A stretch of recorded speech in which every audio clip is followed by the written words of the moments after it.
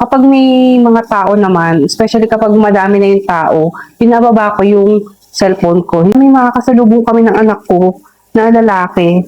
Hinto sila, tapos parang, siguro kasi, bago tayo dito sa lugar.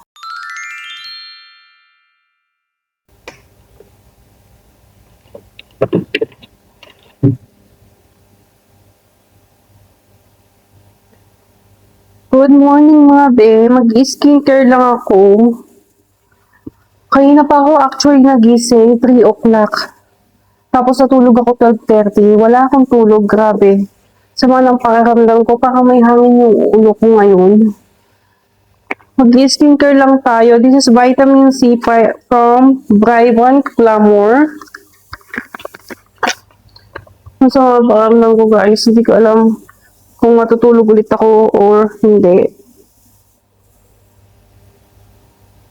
Naghilamos na ako pero water lang yung ginamit ko. Yan.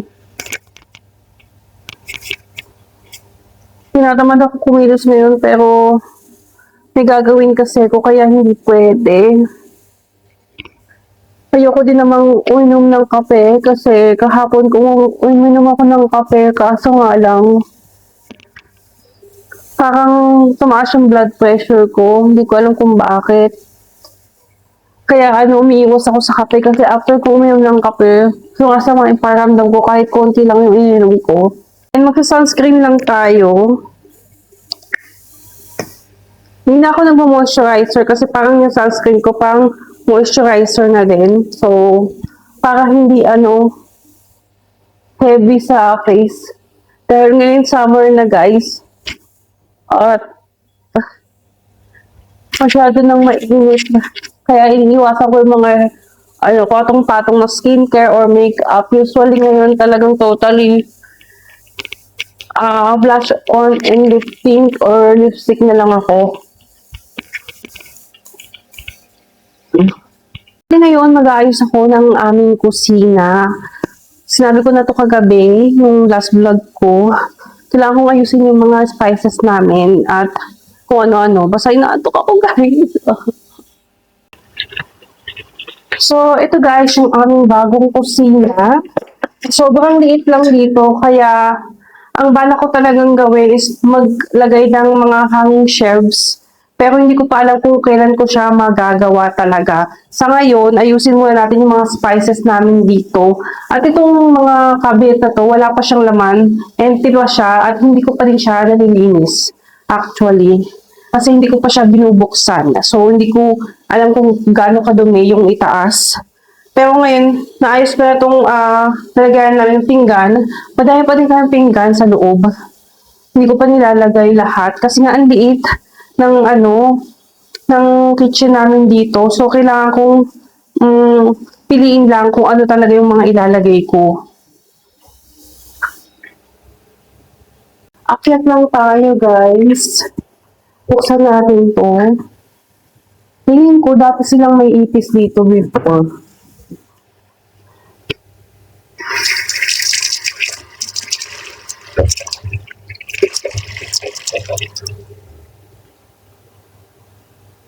Kasi mayroong parang itim-itim na galing sa ipis.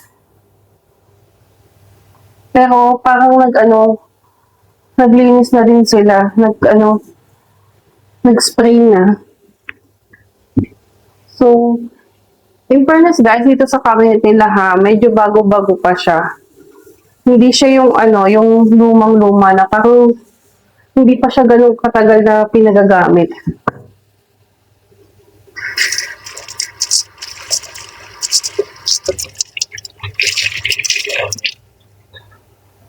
Nadala ko na nga pala yung yung ring light namin. Kaso, ang late nga kasi ng ng ating kusina, hindi ko dito madala. So, tinatamad ako mag-set up. Ayan, may ipis. Oh. Nakakaloka naman. Ma-aksidente pa ako dito, guys.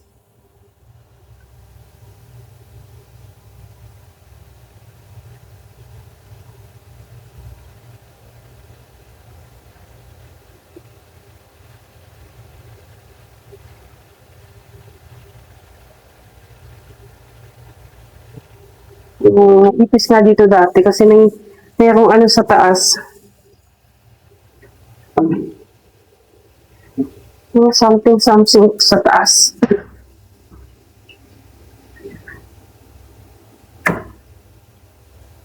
Oo nga, nakakuha tayo na to. Kailangan ko to guys. Buti na lang meron sila.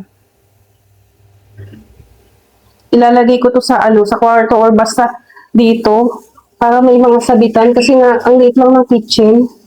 Tapos ilalagay natin yung mga malalaking bote dito sa taas kasi mahirap siyang ilagay sa labas kasi ay,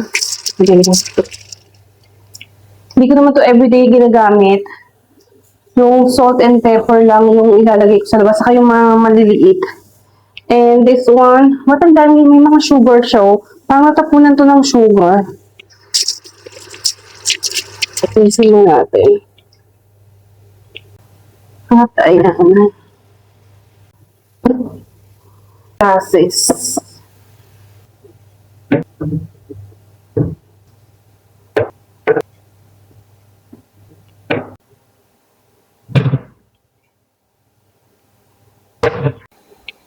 Tapos dito sa ating pink na lalagyan, ito yung mga usually na ginagamit ko. Lagay natin siya sa baba. Itong ginger powder, nagamit curry powder, cardamom, masala, cumin, rosemary. Ito yung salt, another gram masala, thyme. Meron din kami nitong ano, what is this? Chicken, cubes. Oregano. Tapos, lagay natin yung mga ating sibuyas.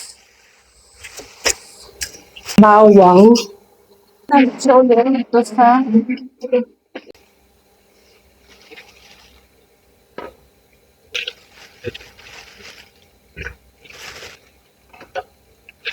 dito naman sa kabilang cabinet, itong mga ibang spices na hindi ko alam, pero binili ng asawa ko. Ito ginagamit. Yung sinabi. Then, nakalimutan ko ang tawag dito. Itong parang balat na hindi ko din alam kung ano. Himalayan salt. Itong munggo-munggo.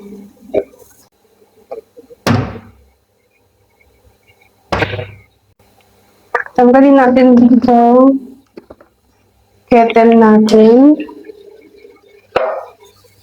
Ito lagay natin sa baba. Ito sa labas. Ito po natin.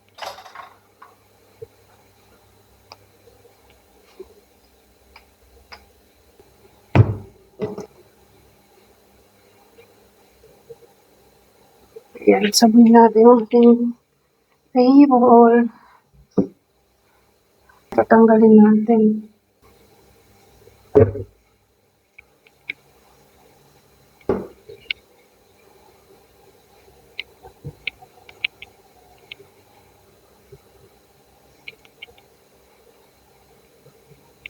Medyo napagod ako guys, pahinga muna tayo, nahihilo ko kasi nga 'di ba konti lang yung tinulog ko. Alam niyo ba guys, kagabi, 'di ba lumabas kami. Tapos may napansin ako habang nagvi-video ako. Actually dito about sa pag-vlog ko sa labas kasi kapag may mga tao naman, especially kapag madami na yung tao, pinababa ko yung cellphone ko, hindi ako nag-vlog. Kung mapapansin niyo kapag nasa labas ako at nag-vlog ako, doon ako sa mga konti lang yung tao. Pero dito may napansin ako, habang naglalakad ako, kapag every time na may makakasalubong akong lalaki, alam mo yung, sila, yung tititigan ka talaga nila, yung ganun, nakagano'n, parang, bakit, ano problema, ano ginawa ko, parang, alam mo yung parang feeling ko, first time nila makakita ng tao, parang ganun. Especially yung mga, mga itim, kahit yung mga nakaputi guys, same lang. Siguro yun yung napansin kong pagkakaiba sa Doha. Kasi sa Alsad, hindi ko naman nakakanasan yung tititigang kang ganyan. Parang sa dami kasi ng tao doon, parang wala yung pakialam yung mga tao sa'yo, yung mga lalaki, hindi sila yung titig na titig kapag nakita ka nila, ganun. Pero dito, nailang talaga ako kagabi kasi nga kada lakad ko, kada may mga kasalubong kami ng anak ko na lalaki, talagang hihinto sila, tapos parang talagang ganun din. Parang sabi ng asawa ko, kunento ko sa asawa ko yung kagabi na umuwi siya, sabi niya sa akin, siguro kasi bago tayo dito sa lugar.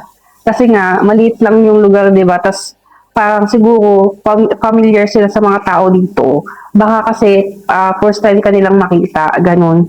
Pero hindi talaga guys. Hindi. Iba talaga. Nung lumipat din naman kami sa Alsad, hindi ko naman naranasan yun. At natitigan ka ng gano'n. Saka hindi yung yung parang mapapatingin lang na gano'n. Hindi. Yung naiilang ka talaga kasi feeling mo parang may something sa'yo. Gano'n. Nahihilo ko guys. Ewan ko ba. Hindi din naman ako makapagkape kasi nga hina-high blood ako sa kape. Kaya ayun, nailang talaga ako kagabi. Siguro masasanay din ako na ganun sila dito. Medyo, especially, pasensya na, nag-ano yung table. Kasi nga, babae ako, di ba? Kapag nakakita sila ng babae, parang na-amaze. Hindi naman sila na-amaze, parang, hindi ko alam, basta ganun sila. Sa Doha naman yung mga tao, siguro kasi nakikita nila, madami sila nakikita ng babae doon na mga naglalakad. Dito kasi, normally, at karamihan dito, nakasasakyan. Especially kapag nakaabaya ka, basta ganun. May mga nakita naman akong kabayan sa supermarket. Medyo madami-dami din ako nakita. Siguro mga dito din sila naka-accommodation kasi naaalala ko yung karamihan sa mga company na nagtatrabaho sa Doha or anywhere dito sa sa Qatar. Yung mga mga employee nila, nilalagay nila yung accommodation dito sa mga ganitong lugar. Nagrerenta sila ng isang buong villa, tapos doon nila pinagkasama-sama lahat ng mga empleyado nila. Baka ganun yung mga tao dito.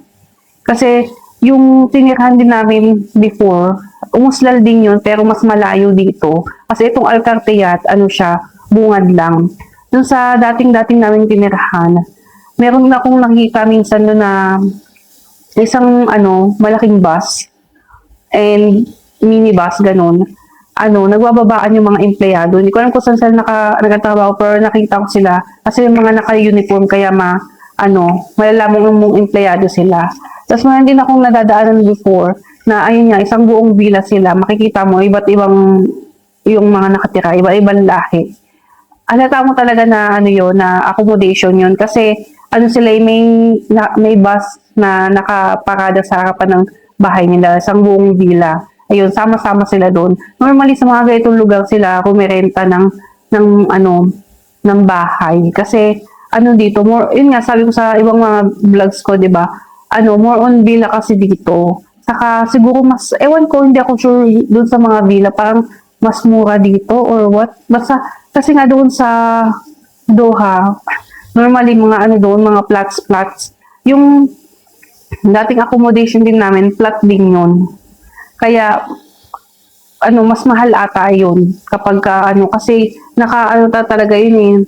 Sa isang buong building, puro flats siya. So, mas mahal. Kasi ang nirerentahan dito, by flat.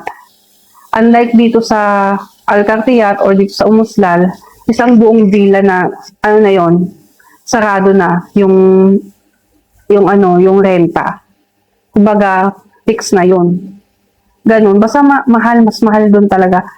Yung accommodation namin dati ata parang nasa 40 plus reals. Basta ganun, isang buong building siya na flat. Pero hindi naman siya ganun kalaki.